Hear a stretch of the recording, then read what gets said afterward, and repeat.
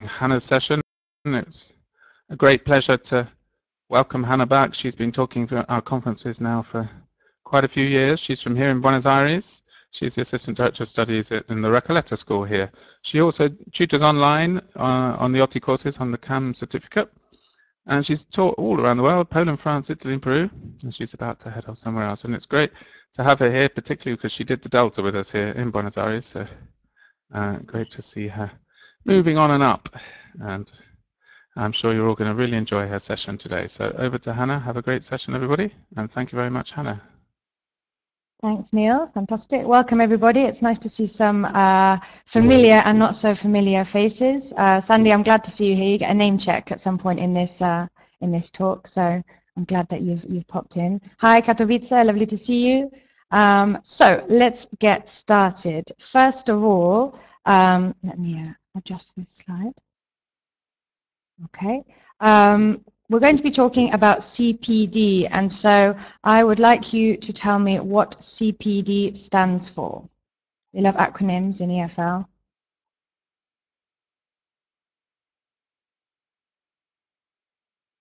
I miss you too, Katowice. Absolutely, Pierre-Louis Legar, fantastic. Continuing or continuous professional development.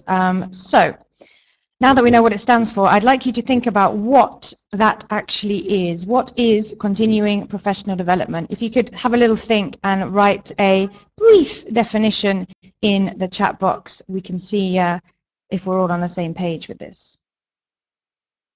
Staying fresh. I like that, David. Fantastic.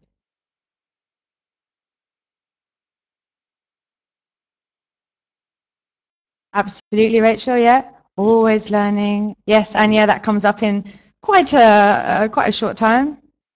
Exactly. Never stop learning. Workshops. Absolutely, reflection. Yes.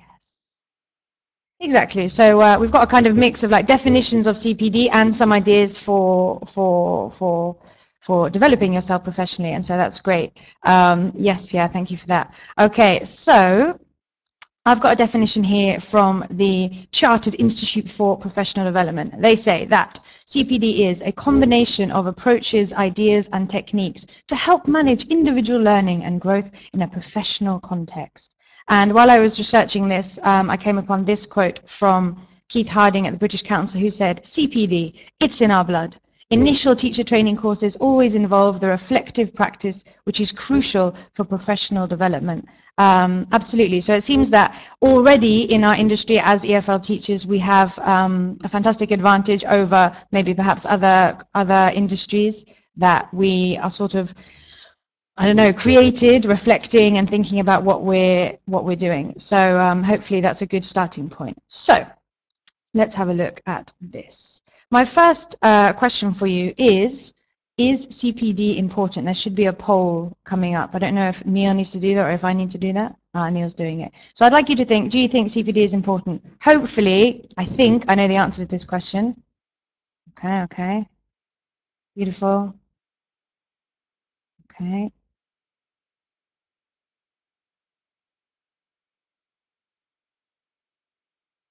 Still going up, going up, going down, going up, going down. Okay. I said hopefully because as people that have decided to attend a conference, and yes, exactly this, I do feel that I'm preaching to the converted. And as people who've attended this talk on this conference, you are people that find CPD interesting. Yes, Chris, I'm very interested to know who, not necessarily who said no, but why people feel the need for no. Maybe you didn't write no. Okay, Sean, would you like to share your views with us?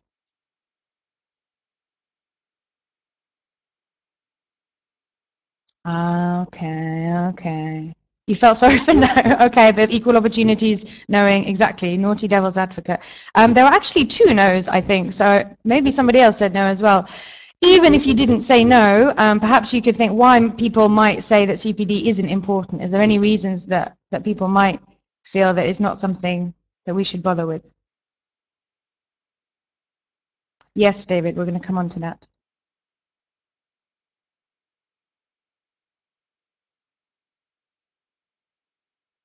Absolutely, yeah. Mm-hmm. Yes, it can be difficult. We're good enough, absolutely. We're all busy. Okay, yeah, so we've got lots of sort of themes of time, and is there any real need for it? Yes. We're not paid, absolutely. That's another very, very important point.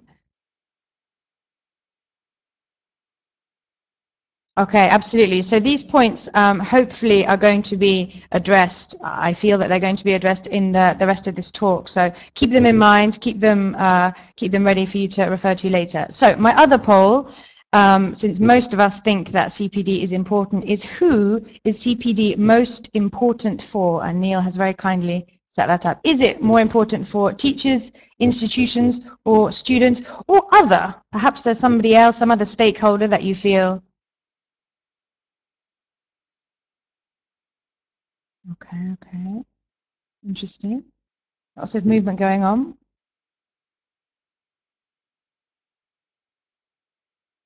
All of the above, absolutely. Okay.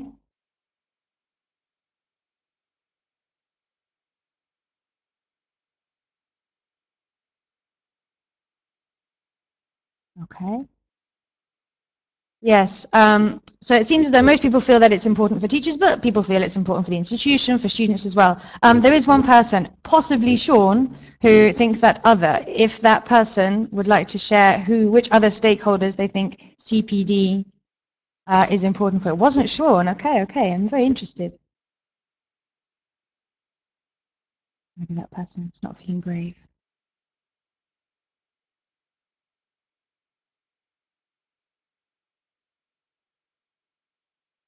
Or maybe even if you didn't, other because it helps all. Okay, perfect. Yes, teacher training colleges, okay, other institutes. Okay, so I have taken the approach that it is important for all of these areas. So moving on to the next slide, if we could hide that poll, please, Neil.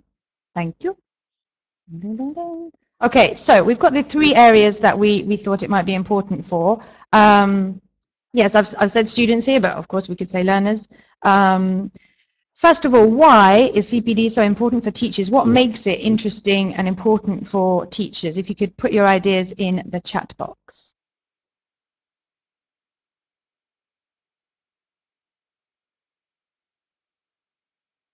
Yes, absolutely. Mm-hmm. Mm-hmm.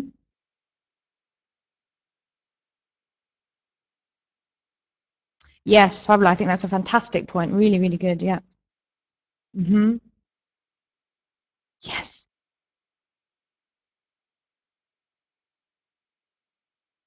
Okay, yes, really, really good important points there. So these are the ones that I came up with. Of course, it's not an exhaustive list. As some of you have said, or almost all of you have said, it provides motivation and interest, keeps you excited, keeps you fresh, as I think David said earlier.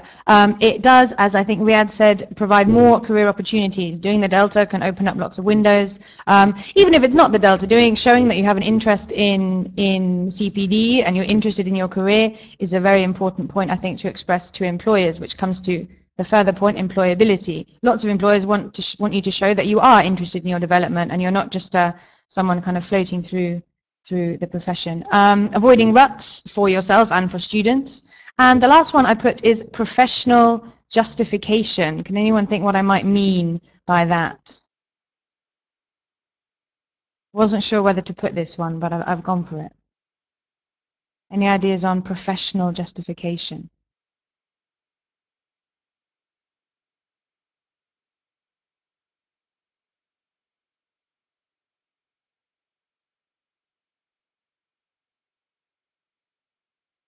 Yes, Sandy, that is fantastically succinct way of putting it. Maybe you've never come across this. In that case, you're very lucky. I have come across this, that the idea that ELT is kind of a backpackers thing, I think Sandy put there, not just backpackers or people parting through, which is perfectly okay. But if you're not someone in that mindset, then perhaps you want something, you want to be able to prove that this is a professional job and you take it seriously. And yes, I think investing in yourself, as Ren said there, is really important.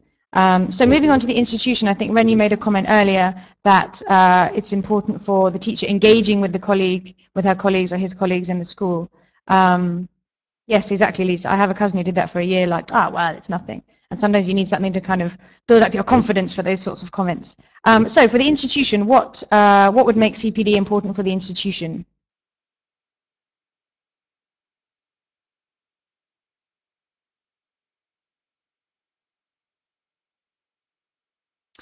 Absolutely, and there is a point there, David. You're right.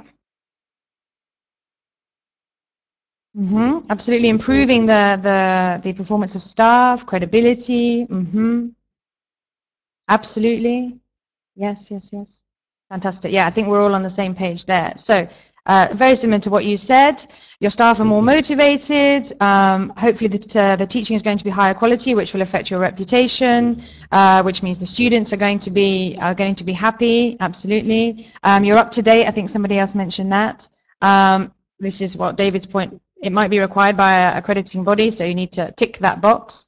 But I think it's more than just ticking boxes. I like to think that it is. And nowadays, just as much as employers expect teachers to show evidence of CPD, I think a lot of teachers expect employers to say, look, we're interested in you, we're going to invest in you. And so that's a really important point as well. Finally, for the students, why is CPD important for students? This was a slightly less popular option in the poll, but still, I think very important. Absolutely, they get better teachers. Yes, you're right, Ren. Actually, that's a good point, that it can be very team building if everyone's developing together.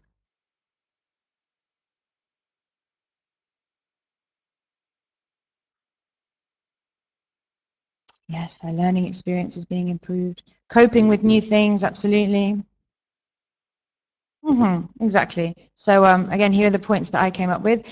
If your teacher is really motivated, hopefully that will motivate you as well. If you see that your teacher is passionate and really wants to be there and enjoys teaching you, then you think, actually, I enjoy being here too, and you want to do well for your teacher and for yourself as well. You're right, Lisa. Experimentation means the lessons are more varied, they're higher quality. There's a wider range of activities in class. And yes, David, I think the point that I've got at the end draws on your point, that they like to know that the teachers know what they're doing and are confident and are committed to their development and to the development of the students as well. And sometimes I think if you're trying new things and sharing that you're trying new things with the students can be a nice kind of rapport building activity as well, saying, look, guys, I'm going to try this. Let me know how it goes. Be open to receiving that feedback, and it can be a really nice experience for both parties. So let's move on. Oops. I've got my classic quote at the end, which I think a couple of people have already mentioned. It's not the same thing having 10 years experience as having 1 year of experience repeated 10 times. I'm sure we've all heard that 100 times, but it's absolutely true. And so anything that we can do to add variety and interest into our teaching is going to be a good thing. Okay, so moving on. While I was researching this talk, I came across the British Council's framework for continuing professional development, which there is a link to on the slide there. And it's a very lovely, very clear framework, but I felt that perhaps it was a little bit linear. And when thinking about my own professional development and the different areas that I've developed in, it certainly wasn't linear. There's been peaks of fantastic joy, and yes, Delta, fantastic, this is going really well, and then post-Delta kind of trough of, oh, I don't really know if I deserve this, and am I really good enough, and all of this. So it's been a very, very much an up and down cyclical experience, and continues to be that way. So thinking about my own CPD journey, I decided to come up with this kind of bubble effect cycle, and I guess because there was a lot of blue on my slides, I've taken a swimming analogy and applied it to the different stages of teachers' development. So we've got newbie, toe dipper, paddler, wader, freestyler, and big fish. And so according to my qualifications, I've got the Delta and I've got a couple of years post-Delta experience. I am between wader and freestyler. I'm by no means a highly experienced post-dip teacher, but I have a couple of years, and so I feel that that's where I fit. I'd just like you to say where you fit on the swimming metaphor of your CPD journey, according to your qualifications, this is.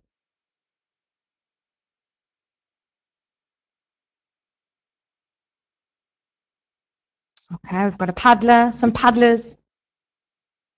Okay, yeah.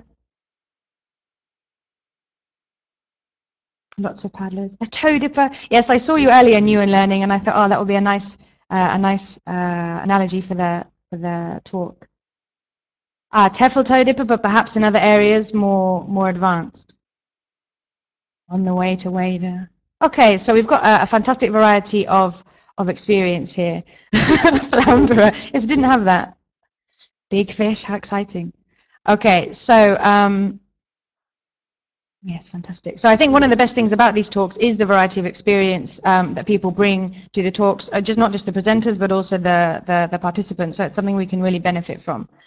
So when I was thinking about this and thinking, well, my formal qualifications put me there, I started to think about other areas of my teaching and decided that different areas are not necessarily in line with my official formal qualifications. For example, one theme that I'm going to come back to later on is that of using technology in the classroom. This is something that I'm trying to get comfortable with, trying to gain confidence with, and I really am trying to do that. But still, I feel that I'm not very confident and sort of wary of it and a bit not as original and as excited about using technology as perhaps I should be, because I do believe that my students want it. So that's an area that I definitely need to work on. And perhaps one day I use a new activity using technology and feel really confident and become more of a wader, and then I try something and it doesn't work and I go back to newbie or toe dipper again. And so I'd like you, sorry, I've also got with it authentic materials exploitation. I don't feel, yes, do this. I don't feel that I'm super confident with this. I think I could exploit materials more, particularly with my higher level students. And so that's something that I need to work on. Another point is teaching writing. I feel that I can teach writing to a certain extent and my students are doing well, but I feel that there's still more to work on, and there's certainly areas to improve. But it's not all bad news, because I feel that in the area of teaching pronunciation, I'm able to do it well, and I feel confident and feel that I do it at a good standard. So I'd just like to know if there are any areas of your teaching that are perhaps at odds with your official qualifications. You said, some of you said you were paddlers. Is there any area where you feel, actually, I'm a bit of a freestyler or a big fish? Or conversely, that maybe you're just starting out and just sort of dipping your toe into that area of your development? If you could just type any of your at odds areas in the chat box.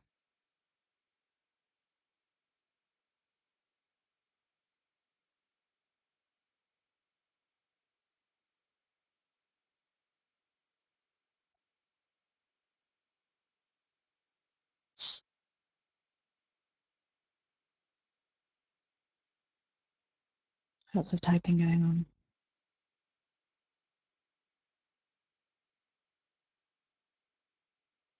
Yes, absolutely. Padlet in storytelling. Yes, I think we've all been inspired by Eva's talk earlier.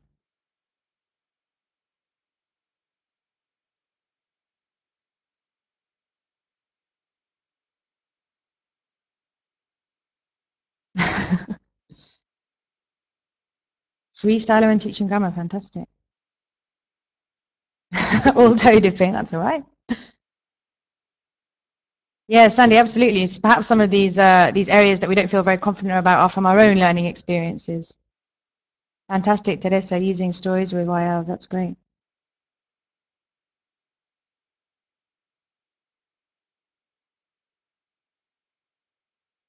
Phonology newbie, yes. Well, hopefully we've got a few points from the talks earlier. Okay, so clearly the point of this is to say that although we have certain qualifications, there is still plenty of room for improvement, and so the CPD journey, even if we feel we've reached a pretty high level in some areas, there's plenty to improve and no reason to stop learning. So moving on. When I was the kind of inspiration I had for this talk was people talking about it in the staff room, and some of the opinions that I got from staff in IH Buenos Aires and previous people that I've worked with in Katowice and in summer school staff rooms, and there's always kind of conversations about CPD going on and how people feel about it. And so these are some of the views that I've collected over the years. And so I'd just like you to look and read the different views that people have towards CPD and think which one or two or three of these views most reflects your experience of CPD, how you feel about CPD. For example, I'm kind of a combination of 2 and 4. I'm very lucky to work at a fantastic school with a DOS that supports all of our experimentation, and we have lots of opportunities for CPD, but I find it really hard to stay up to date, trying to balance a busy schedule, and so for me it's 2 and 4. Rachel's got 3, 5 and 7. Absolutely, yeah. Lots of time issues. Where's everybody else? Yes, absolutely, Adriana, I agree. It's really difficult to kind of find out where you are. A few 8s there, very nice, very lucky.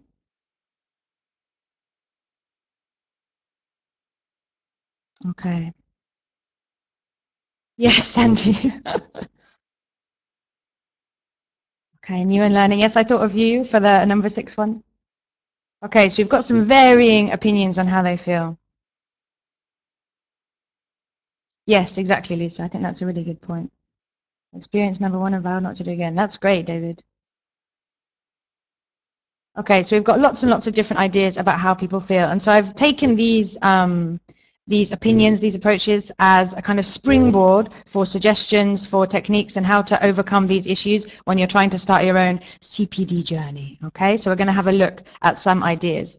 And rather than looking at some of the more formal CPD options, such as Delta and the TESOL dip and those things, which I think most people are aware of, or certainly there's plenty of information out there, I've decided to take some more informal sort of self-motivated options and approaches to CPD, which I think everyone can access, whether they have access to a Delta course or information or not. Okay, so the first area to look at. Some people have said, I'm new to ELT, or I'm kind of just dipping my toe in and it's a bit scary. And as Lisa said, this is something, areas that you want to help people with. And when you start looking at the areas to develop, there's so much there that you just feel intimidated and scared and don't really know how to start it. So what I would say is start very small.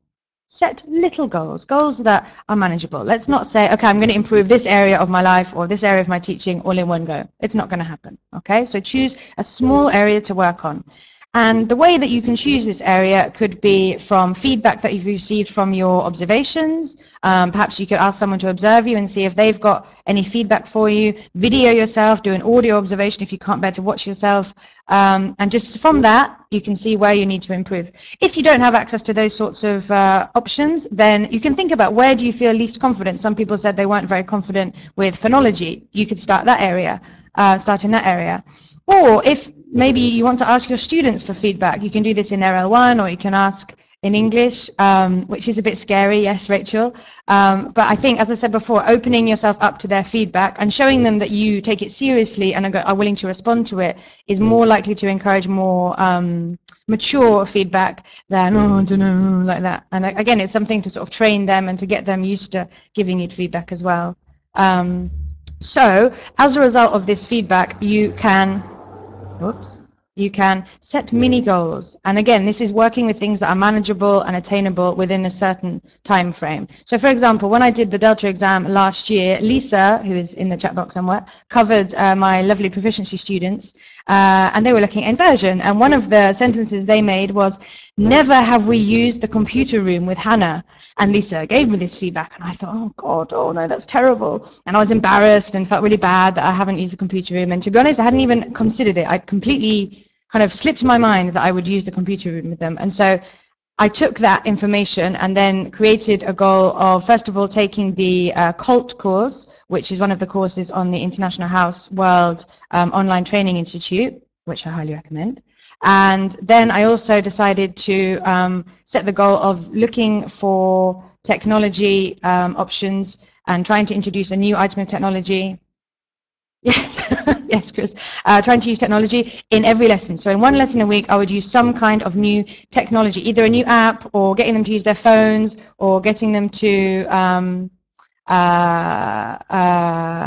don't know, research a new website, set a different type of homework. And so this was my goal. Excellent, good to know. Perfect. And so, as an example of how to set these mini goals, let's imagine that this picture represents some feedback that you have received from your Director of Studies. What do you think this feedback is?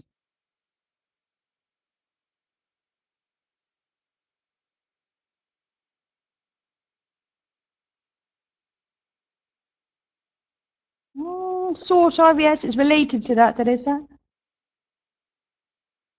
Exactly, Tom, yes, too much teacher talking time. And so the objective for this teacher is to eventually reduce their TTT. But if you say reduce your TTT, it's kind of an open goal, it's kind of difficult to know where to start. So you will start by recording yourself, either audio or video, to see where do you use teacher talking time too much. Listen to the recording, identify moments. Typical moments might be giving instructions, maybe they're a bit waffly, or when you're giving feedback. And so from that, you create your mini goal, which might be to reduce TTT during feedback, if that's a specific high TTT time.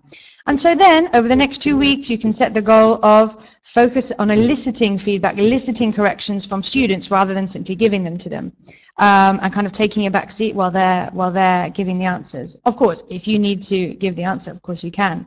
And then after 2 weeks, after this period that you've established, record yourself again and compare.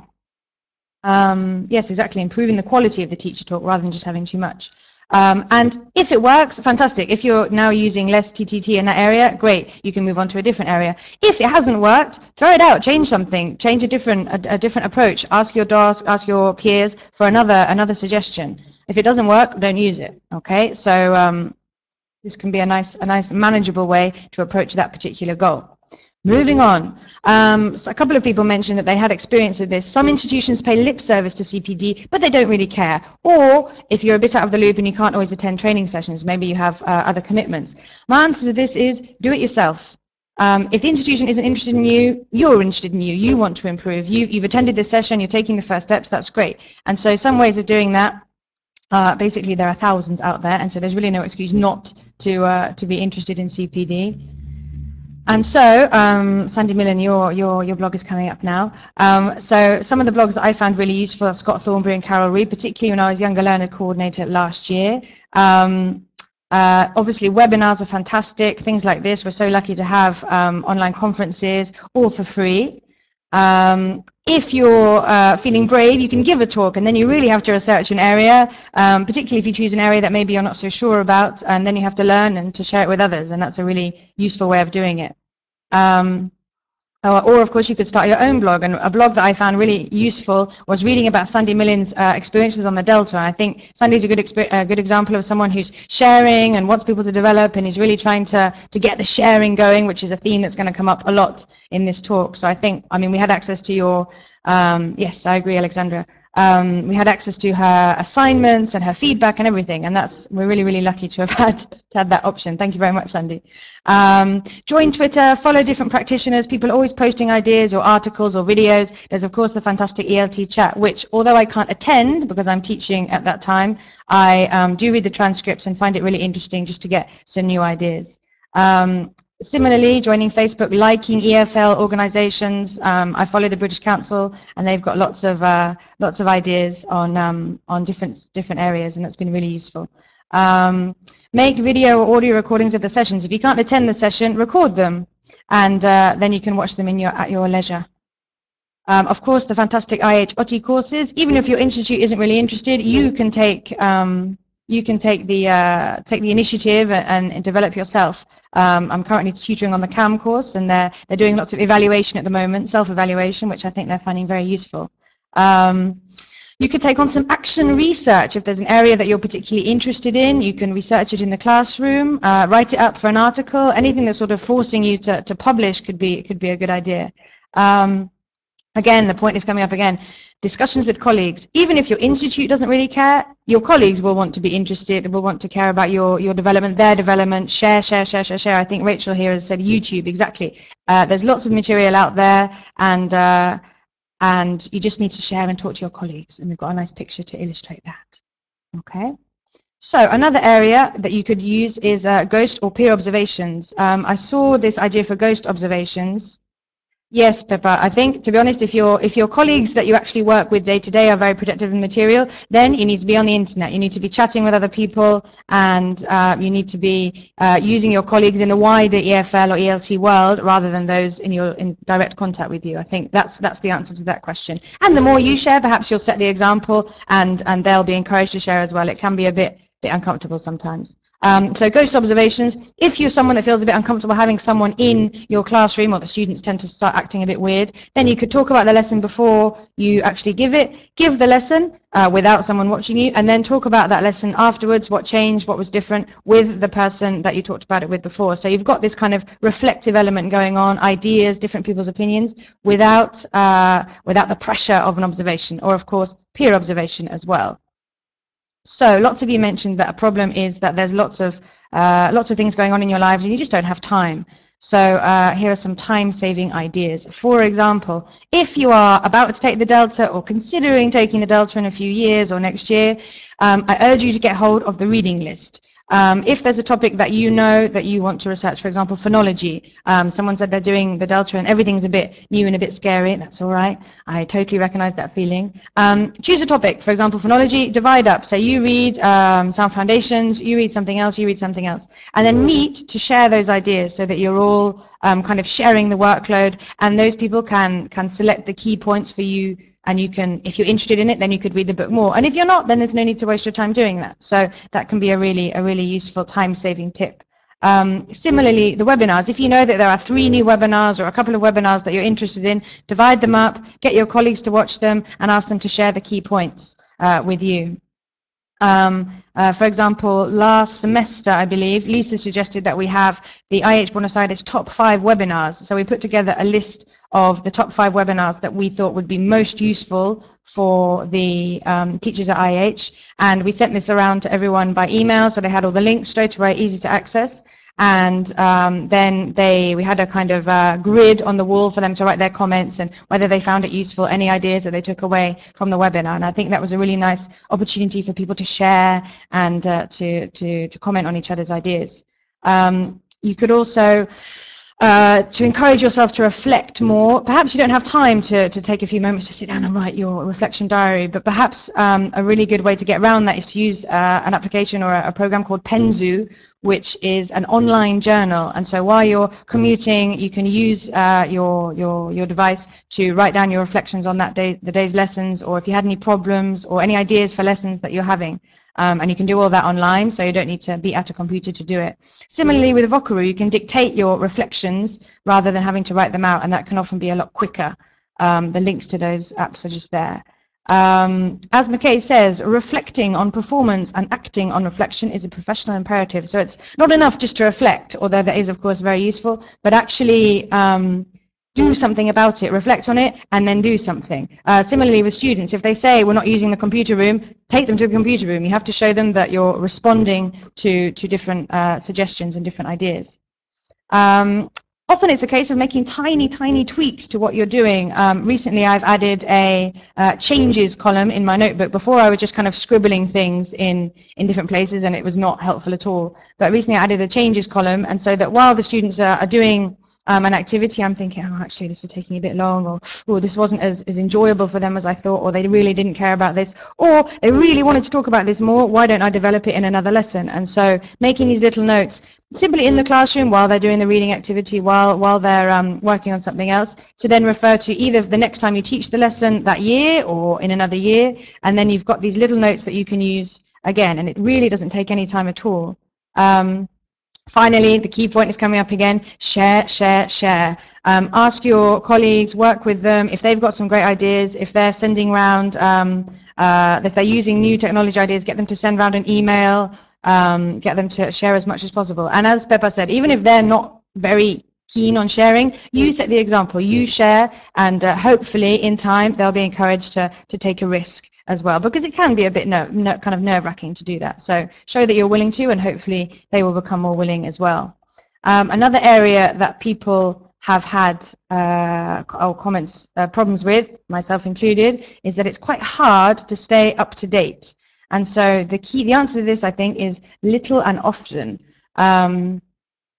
For example, if you say, well, I don't have time to do anything where I am at the moment, I'm very busy in the year, but when the summer holidays come, I'm going to do everything. I don't know how realistic that is. I think it's a bit too much to take on. It's your holidays, you need to take a break as well, otherwise we're gonna get a bit burnt out. So I think trying to do little manageable things, reading articles, etc., on a regular basis is much more realistic. And so the first thing I would say, as before, choose wisely. Choose 1 or 2 areas that you want to focus on. And from that, write these very precise goals. For example, I've got 2 goals here.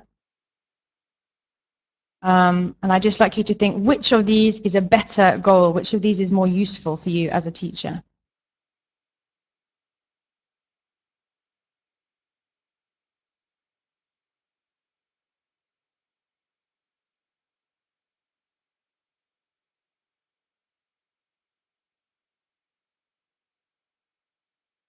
Yes, absolutely. Of course, the second one is better. What is it that makes the second goal a better goal? Why is that a better idea?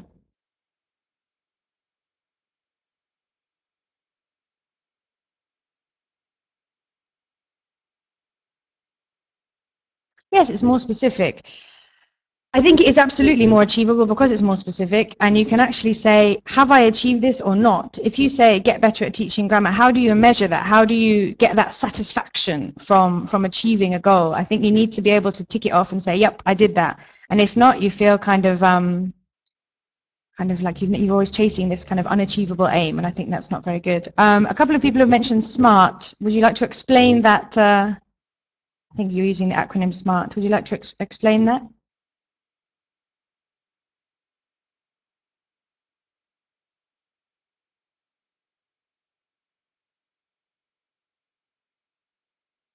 Maybe not.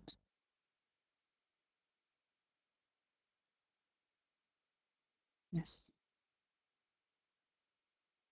Exactly. Specific, measurable, achievable, realistic, time. So this is what your goals. I think we also use it for lesson aims as well. This needs to be kind of concise and realistic, and then, as I said, you can actually achieve it.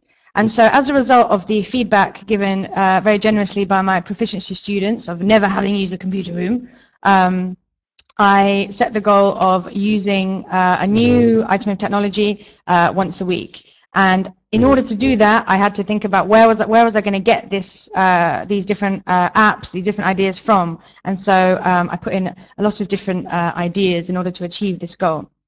For example, I started looking at online conferences, trying to research some of the conferences from before. That lots of people are talking about technology. I think tomorrow we've got technology. We've got the talk after this is about iPads. And so watch as many conferences as you can. And even if you can't watch them live, like we're doing now, you can watch the video. And so there's really no reason for you not to be part of a conference experience. Similarly, signing up to ELT chat, looking at webinars. You can also set up Google Alerts, which is something I've just started doing.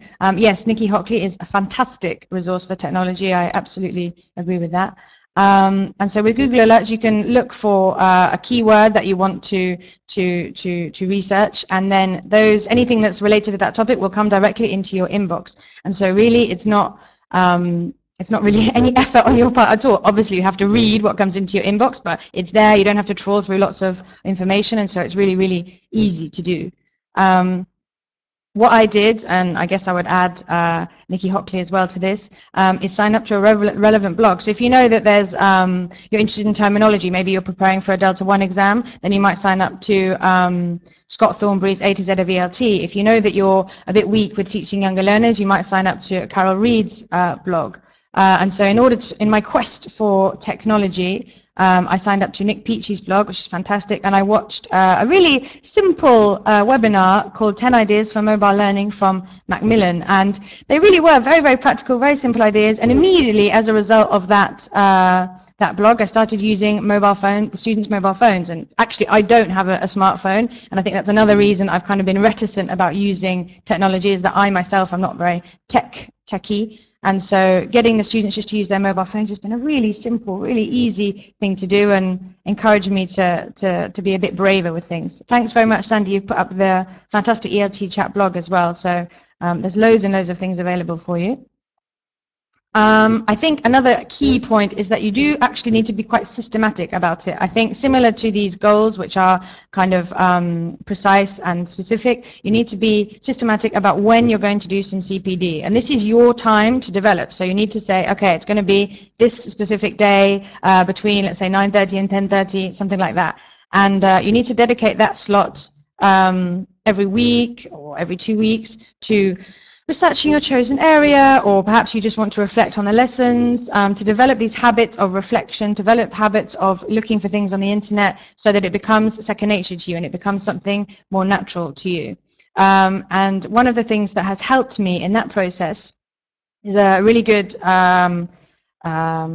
little device on the internet called Diigo, which is a kind of bookmarking tool. Because before I was looking at all these great ideas, I was seeing all these ideas on Facebook, on Twitter, and kind of adding them to my Mozilla Firefox tabs at the top. And I just had this endless list of tabs with recipes and patterns for crochet things. And it was just not organized and not at all easy to then go back and access. And I was having to scroll through everything, and it just not at all useful. If you have, only 30 minutes, 20 minutes, it needs to be easy and accessible. And so Diigo is a fantastic bookmarking tool, which you can, you simply click the Diigo button in your browser, and it brings up this little bar which says you can bookmark it, you can put it with a specific tag, or you can bookmark it to a specific area. And so it's very easy. When you come back to go and look at those things that you highlighted, you can do it very quickly. If you don't, don't have to scroll through loads of recipes. So it's a really, really good tool. I really recommend it.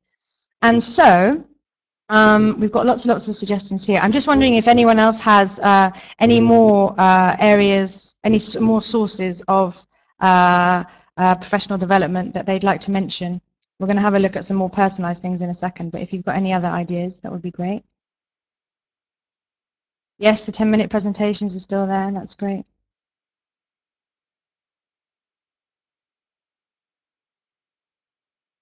Yes, absolutely, Sandy. That's a really good tip, that be as specific as possible when you're tagging things with Diigo. If you just say EFL articles, you end up with thousands, and it's not very useful. So divide it by topic, divide it by focus, author, something like that to make it more accessible.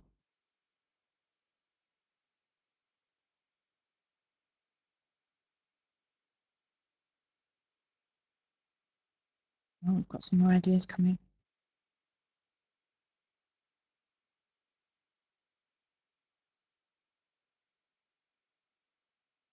Yes, of course. I mean, it doesn't need to be kind of published materials at all. It's really a matter of you yourself taking responsibility for it.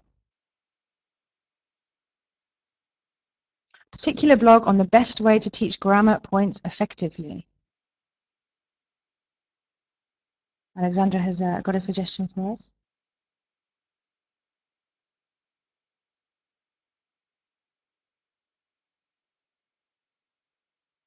I think looking into different methodologies as well, new in learning, would be a good idea. Yes, Sandy, that's a good idea. Schools are full of resources, and you just need to go and get them. Sometimes it's a bit intimidating when you see the big library, but just be brave. Okay, so we're going to move on to the final part of this presentation, which is over to you. So you need a notebook or a piece of paper and a pen, because you're going to have to write something down very briefly. So if everyone can run and get a piece of paper. Or on your iPad, Sean, if paper is so abhorrent to you. We don't all have iPads, sorry. Oh my God.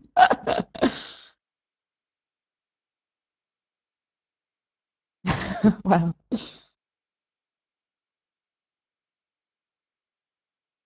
Something for writing. If you're on a computer, you can use your little notepad or your Word document.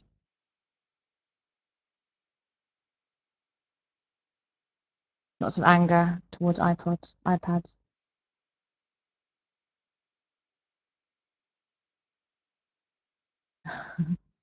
Okay, whatever you have for writing, any kind of writing implement, be it electronic or not, is fine. Okay, we're getting into a kind of philosophical debate about the value of paper, I think.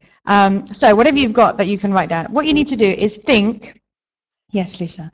What you need to do is think about your CPD goals, and it might be something related to your students, or it might be something related to your own personal areas of knowledge that you feel might be lacking, or you feel that you need to develop.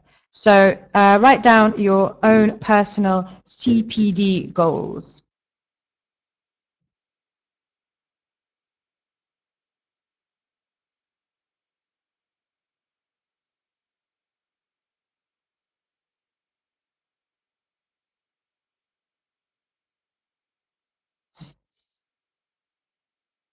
That's true now.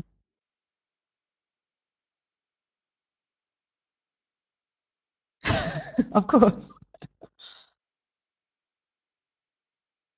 Okay, for example, my CPD goals for next year are to, there are two of them. One of them is to use a wider variety of options for homework with my students. I have a tendency to set things from the coursebook or set things from the workbook, and it's not very inspiring, and I know it's not very inspiring, and so rather than beating myself up about this and not doing it properly, I want to be a bit more adventurous and a bit more inspiring with that. And that stems from a talk that we saw at IH Buenos Aires by Anya, who is also in this room.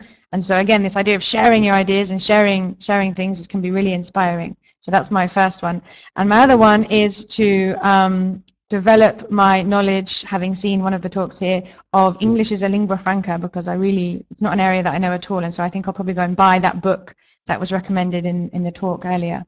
So now that you have written down, hopefully, your CPD goals, I would like either somebody can come on a microphone and share their CPD goals, or you could write them in the, I actually don't remember the name of the ELF book. If anyone remembers it, they could type it in the chat box, or you can watch the video. Thanks for that, Sean. So I'd like you to either come on the microphone or write in the chat box your goal, your area that you want to improve. And as we are all in the spirit of sharing and loving, I'd like you to look or listen to what people are saying and make suggestions for how people could improve, what they could do to sort out this area that they feel is a bit weak. So if anyone would like to come on the microphone, could you put up your hand? Yeah, Sean, I think that was the book.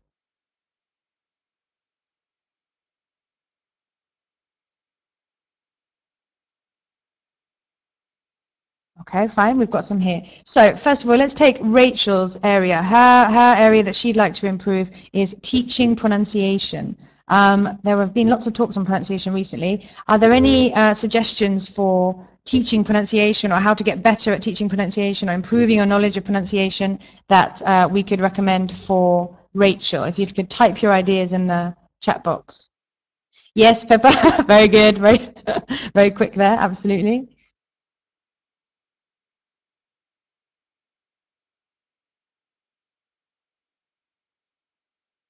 Any other ideas for Rachel? Absolutely, Sandy. I was going to recommend that myself, that the fantastic video, I'm sure it's on YouTube. In fact, it is definitely on YouTube. If somebody has the video for that, that would be great. It's a fantastic introduction, and he does make it look easy, and I've actually used it myself, his technique for introducing this phonemic chart to students, and it really is quite easy, actually. Thank you, Sandy, for that. And that's a really nice way to do it. I think, yes, Rachel, I think I myself have read Sound Foundations, and I found the video, I found it easier to get to grips with how to introduce the chart to students, or how to use pronunciation and the phonemic chart with students. So it's a really great video. Any other ideas for pronunciation?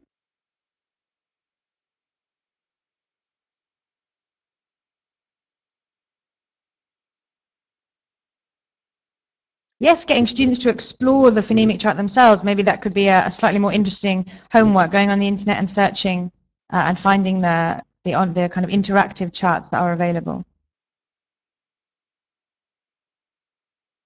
Okay, phonemic transcription. Yes, recording students can be really useful.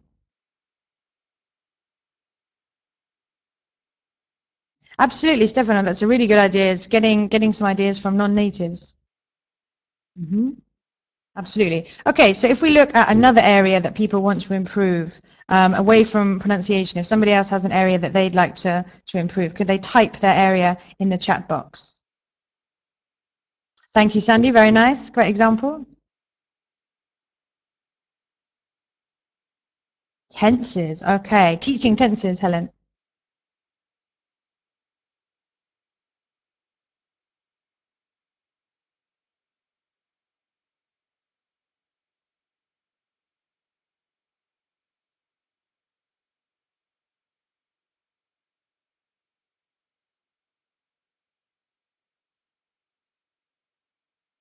Okay, let's start with Helen, as she got there very quickly. How can we improve, I think it's our knowledge of tenses, or, okay, there we go. Yes, I absolutely agree. The Rosemary Aitken book is fantastic. Teaching tenses. Grammar in all aspects. Absolutely. I can also recommend taking the International House Language Awareness course, which hopefully is available nearby, because it will really improve your knowledge of grammar in general, especially as a native speaker. I find that particularly difficult. Yes, Anya, thank you very much. Looking at different lesson shapes, one of the talk I did last November, I think it was on lesson shapes, and that gives you lots of ideas for how to introduce grammar in different ways, not just PPP, and so that can be a useful way of exploring it as well. Yes, Neil, I'm glad you mentioned it. The English Verb by Michael Lewis, again, a really interesting way of looking at grammar, a fantastic, I found, very original way of understanding it and hopefully expressing it more succinctly to students. So I'm very conscious of time. I'm going to end the talk there. Thank you very much for all of your sharing and your ideas, and for being so, yes, Sandy, mine as well, absolutely, is amazing, for being so communicative and participative today. I hope that I've left you with the idea of the importance of sharing and keeping your passion for CPD. Thank you very much. If you have, there's a picture of Journey, if you have any questions or any comments, please let me know. I've got the email address there. You can follow me on Twitter. And if you have any questions, please just type them in the chat box now. Thank you very much. And thank you to IH for providing this. It's a fantastic opportunity. Thank you, Hannah. Thank you very much indeed. A great session. Got us all really, really thinking about our CPD. Does anyone have any further questions? We haven't got much time, really, because Sean's about to come in with the team from IH Cordoba.